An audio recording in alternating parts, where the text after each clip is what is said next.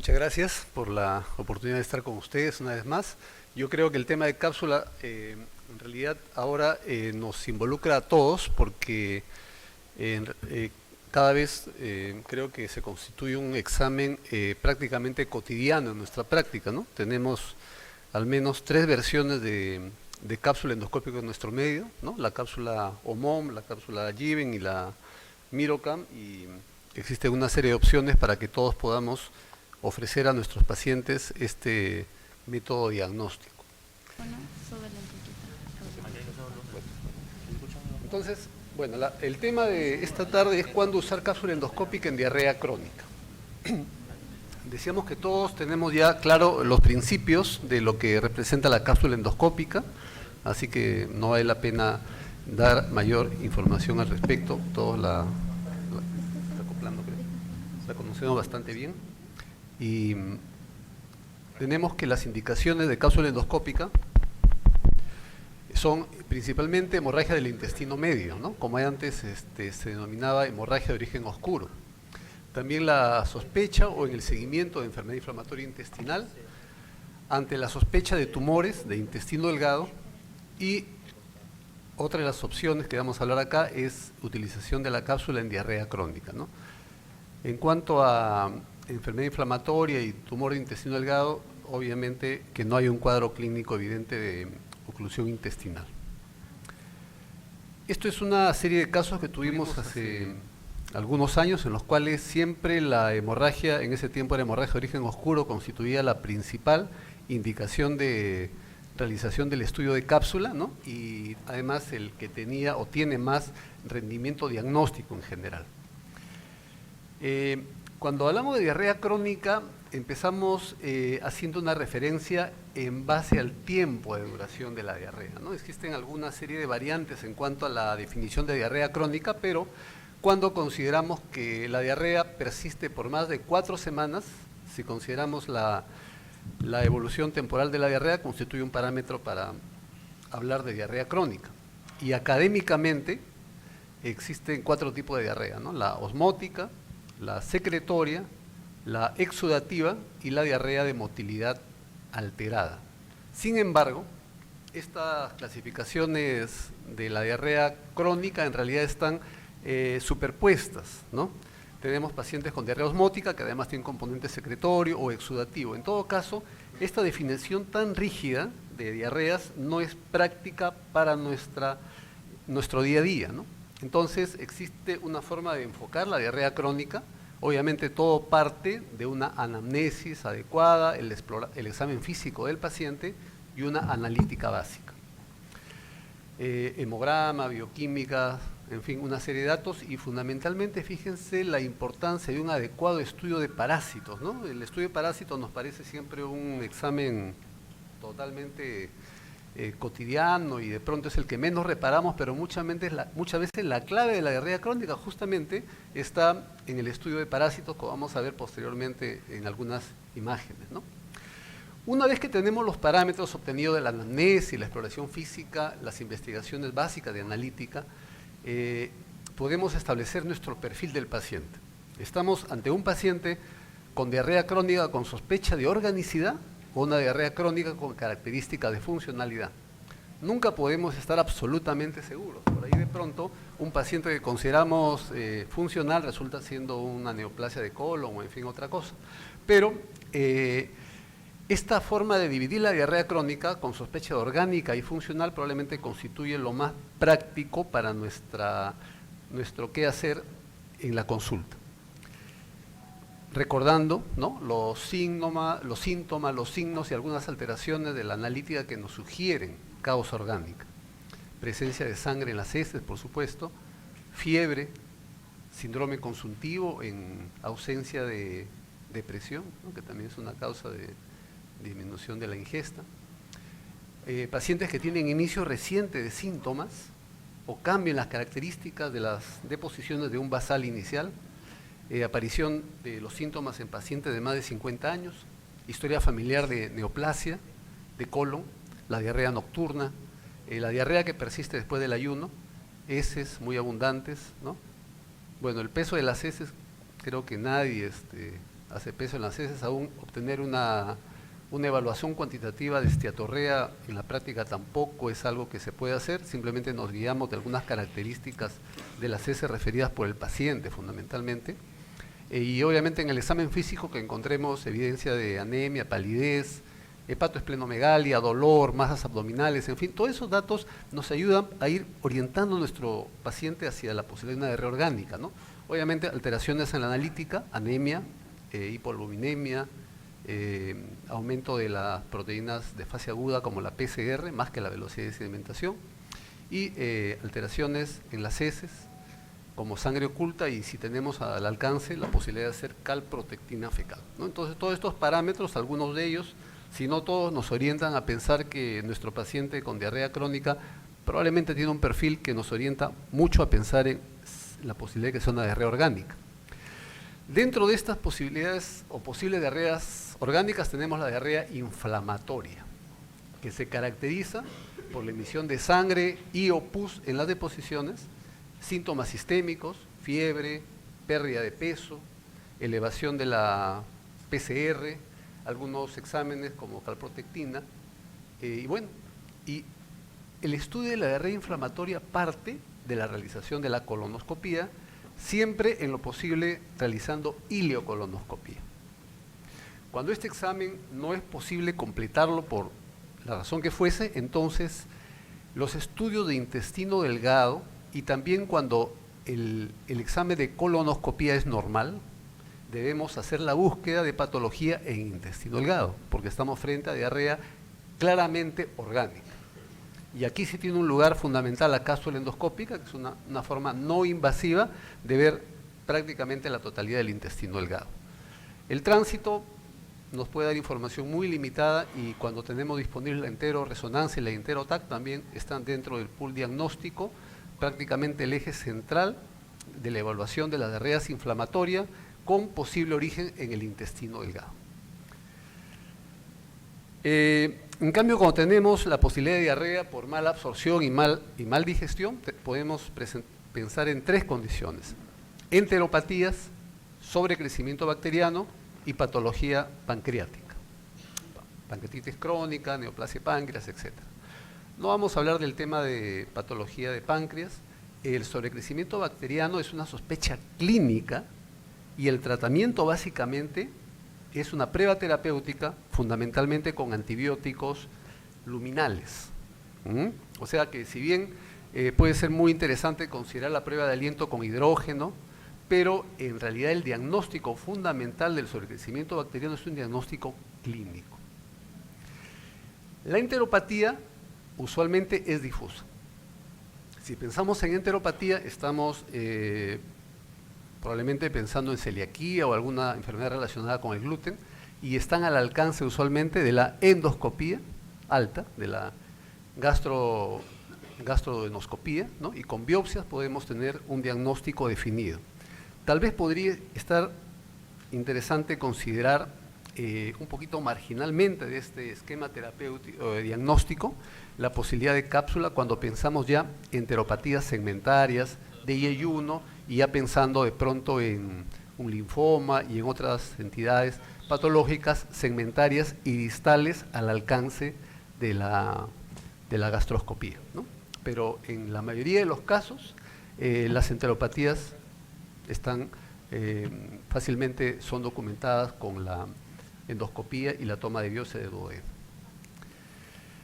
Y las diarreas crónicas con características funcionales, ahí sí la cápsula prácticamente no tiene una opción, ¿no? Existen pueden haber otros algoritmos, pero en la diarrea que uno tiene la evidencia por todos los datos de la anamnesis, del examen físico, de la analítica, que orienta a pensar que estamos frente a un problema funcional, probablemente no deberíamos pensar en estudio de cápsula endoscópica ni de otros estudios complementarios de intestino delgado, salvo situaciones muy particulares. ¿Qué dice la Sociedad Británica de Gastroenterología en las guías para la investigación de la diarrea crónica? Considera que la cápsula endoscópica puede servir para evaluar lesiones de intestino delgado cuando no tenemos otra posibilidad, por ejemplo, la enterografía, enteroTAC, enteroresonancia, ¿no? Entonces, en estas condiciones, en nuestro hospital, por ejemplo, no se hace enteroresonancia ni enteroTAC.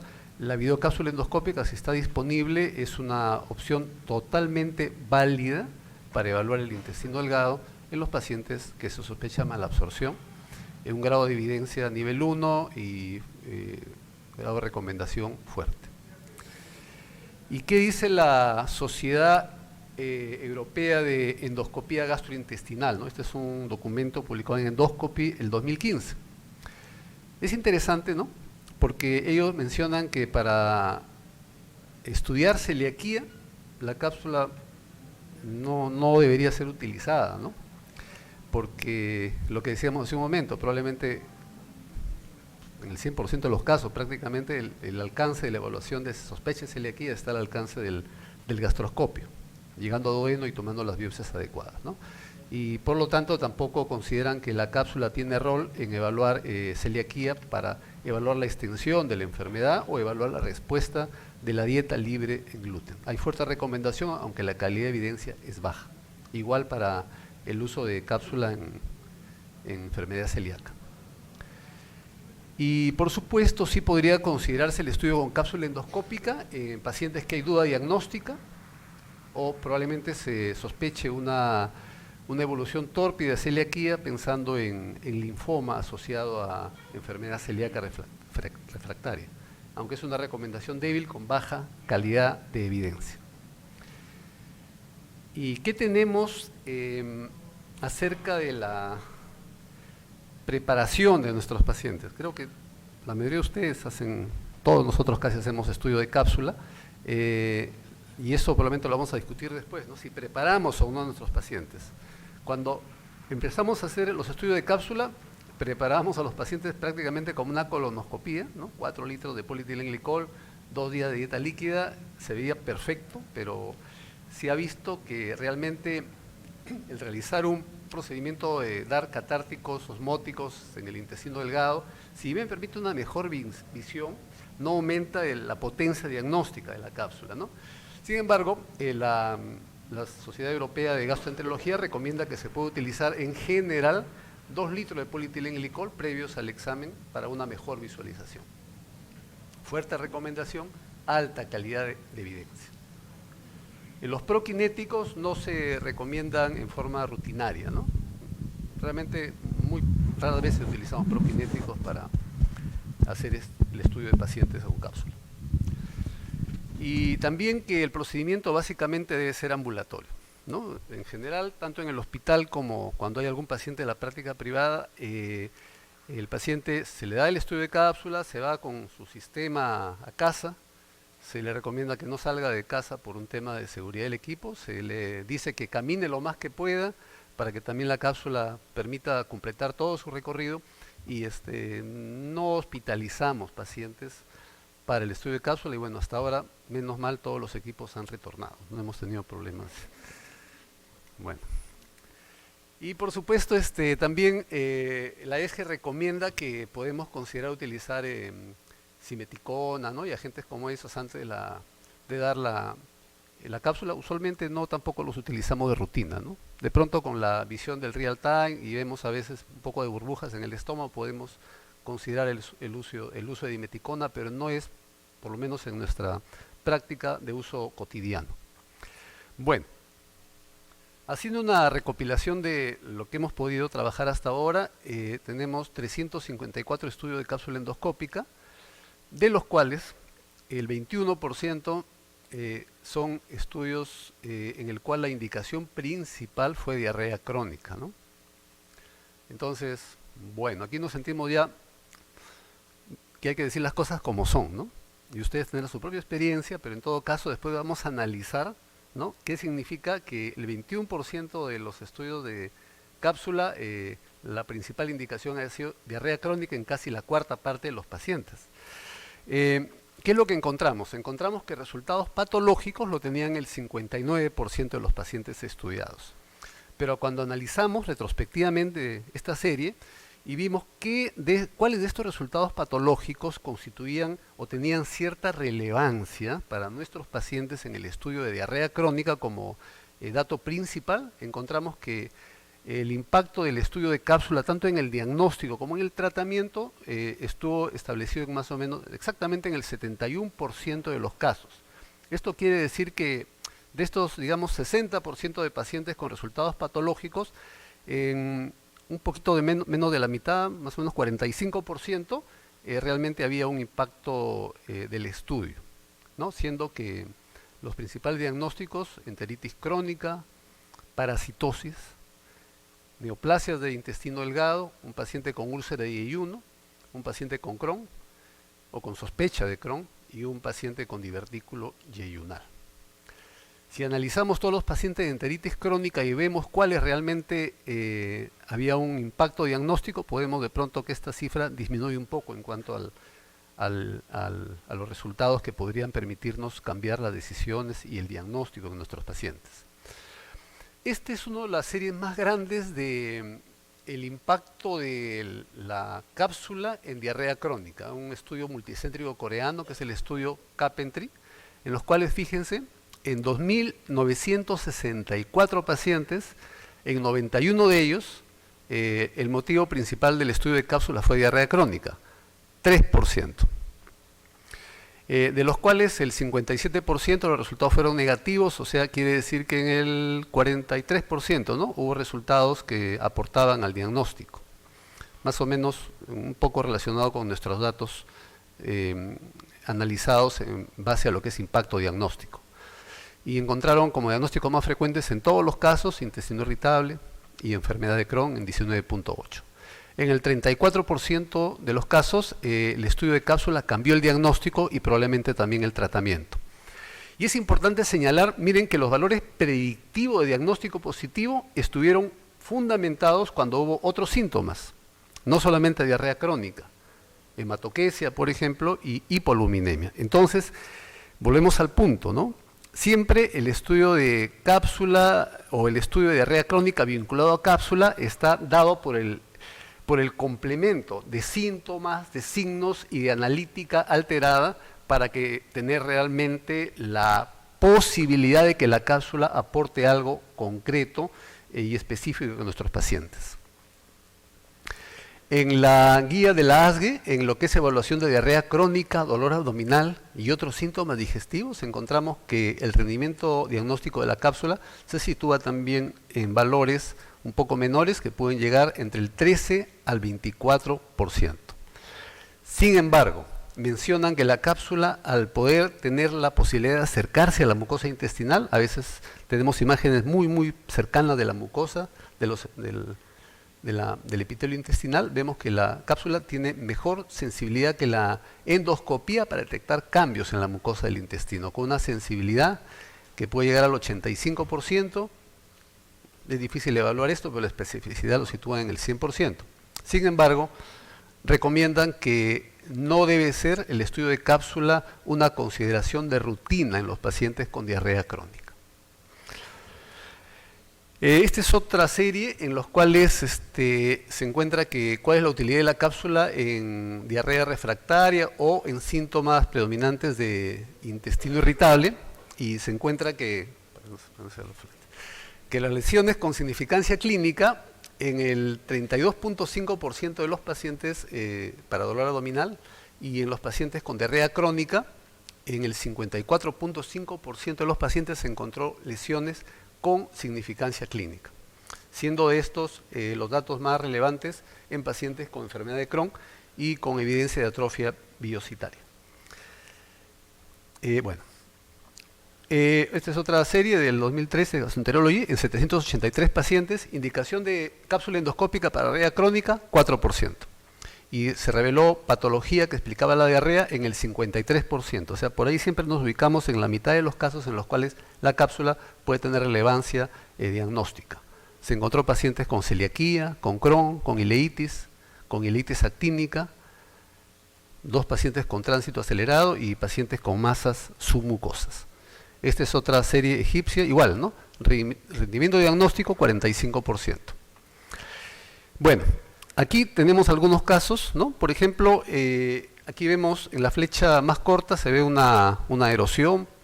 Son datos que no representan realmente datos concluyentes o que no son contributorios para el diagnóstico. De pronto no tengo la precisión o no tengo el recuerdo si este paciente estaba utilizando antiinflamatorios, por ejemplo, ¿no? Y esta área despulida que se ve en la flecha grande, en realidad simplemente es la aproximación de la luz de la cápsula a la mucosa, que da pues el mismo impacto del flash, ¿no? Que quita la evidencia de la rugosidad de la mucosa intestinal, ¿no? Pero estos hallazgos, por ejemplo, no son significativos, ¿no? Y aquí tenemos algo ya un poquito más evidente, y acá mucho más, ¿no? Que lo podemos asociar a pacientes con enteropatía, ¿no? Probablemente relacionada a celiaquía. Y igualmente estos hallazgos sí pudieron, o de hecho estuvieron al alcance de la endoscopía oral, ¿no? Algo mucho más evidente, ¿no? El aspecto peinado y anfractuoso de la mucosa intestinal. Y esta es una forma cara de hacer diagnóstico de parasitosis, ¿no? Pacientes que después de varios estudios de parásitos, ahí viene el tema, cómo poder nosotros tener la seriedad, ¿no? de hacer estudios de parásitos bien adecuados, de acuerdo a las diversas metodologías. Un paciente que estuvo en UCI, finalmente la causa de la diarrea crónica era una uncinaria, ¿no? Adherida a la mucosa del intestino. Y otro dato más, miren, ahí está, es un Ascaris, que también tenía algunos estudios de parásitos negativos, ¿no? Una lesión submucosa que ya con la enteroscopía, una vez más, cápsula y enteroscopía es un proceso, no son métodos diagnósticos antagónicos, es un proceso que este dato nos conduce a la enteroscopía y finalmente fue un tumor GIST de intestino delgado. Y por ahí tenemos algo más. Bueno, este es un carcinoide, ¿no? La típica depresión encontrada del carcinoide, un paciente también con diarrea crónica, pero asociado a otros síntomas, baja de peso, anemia, ¿no? Y esta es una niña con una enteropatía difusa que lamentablemente, a pesar de la endoscopía y de las biopsias, hay edema de vellosidades, se le hizo 1000 exámenes, nunca se llegó a determinar la causa de esta enteropatía difusa. Bueno, conclusiones. La cápsula endoscópica es un procedimiento diagnóstico que debemos tener en cuenta, pero en realidad, a pesar de lo que nosotros hemos finalmente terminado haciendo, podemos valorar el estudio de cápsula en diarrea crónica en un porcentaje realmente pequeño, menos del 5% de los pacientes, una vez que se han realizado las pruebas diagnósticas convencionales, la analítica y la colonoscopía, siempre con ileoscopía. Y por supuesto, ante la consideración diagnóstica de enteropatía difusa, con endoscopía oral. La relevancia diagnóstica de la cápsula se vincula a la presencia de otros síntomas, signos y hallazgos en la analítica. Y usualmente es el paso previo para la enteroscopía. Muchas gracias.